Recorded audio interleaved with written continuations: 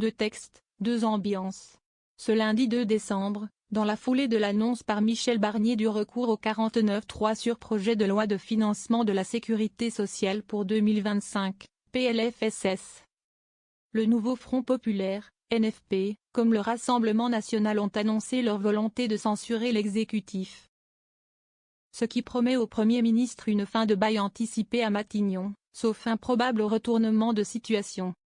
Et comme c'est habituellement le cas en de pareilles circonstances, les deux blocs motivent leur volonté de faire chuter le gouvernement avec des arguments diamétralement opposés.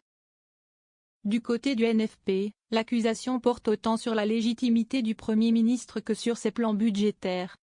À n'en pas douter, si ce gouvernement minoritaire n'est pas censuré dès maintenant, il continuera à imposer sa politique austéritaire en usant à nouveau du 49.3 sur le projet de loi de finances de fin de gestion pour 2024 et sur le projet de loi de finances pour 2025. Écrivent André Chassaigne, PCF, Cyrielle Châtelain, les écologistes, Boris Vallaud, Parti socialiste, et Mathilde Panot, la France insoumise. Se distinguer du RN.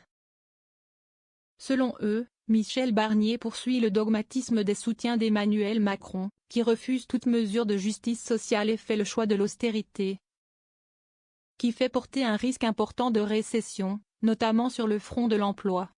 S'il était mis en œuvre, ce budget de la sécurité sociale aggraverait les difficultés que vivent les Françaises et les Français au quotidien.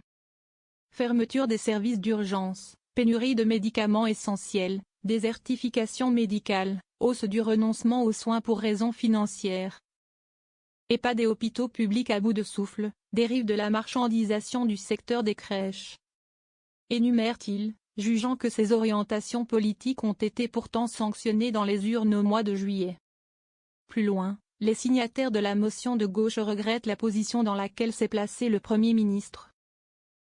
Alors qu'une large majorité de nos concitoyennes et concitoyens a fait le choix du barrage à l'extrême droite lors des élections législatives, le Premier ministre a cédé à leurs plus viles obsessions, avec une nouvelle loi immigration qui poursuivrait la faillite morale et politique de l'année dernière et une remise en cause de l'aide médicale d'État, qui apporte humanité et dignité à ceux qui foulent notre sol et est une mesure essentielle pour tous de santé publique. Dénonce la coalition de gauche, qui accuse l'exécutif de rechercher un accord désormais clair avec le Rassemblement national.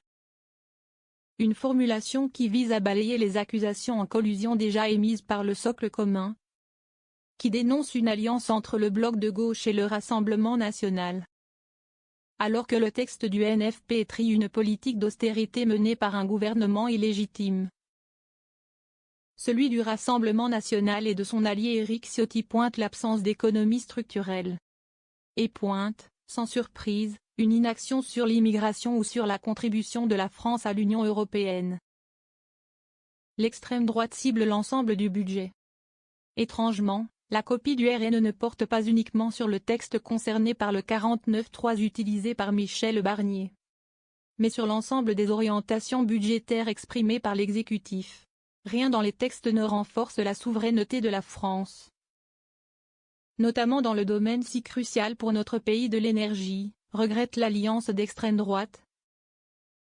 Alors que ces sujets n'ont aucun rapport avec le PLFSS 2025, ce qui laisse penser que les fameuses lignes rouges tracées, et parfois de manière mouvante, par Marine Le Pen, ne visaient qu'à placer le RN au centre du jeu et faire la démonstration de la faiblesse de l'exécutif. Ainsi, le parti Le Peniste entend censurer un gouvernement incapable à ses yeux de rendre du pouvoir d'achat aux Français, de défendre les entrepreneurs et la valeur travail, de lutter contre les rentes, la spéculation et la fraude, de dégraisser l'État via une débureaucratisation massive et de stopper les dépenses contraires à la volonté populaire. Le texte dénonce par ailleurs des textes qui n'offrent aucune mesure de justice fiscale, notamment la taxation de la spéculation.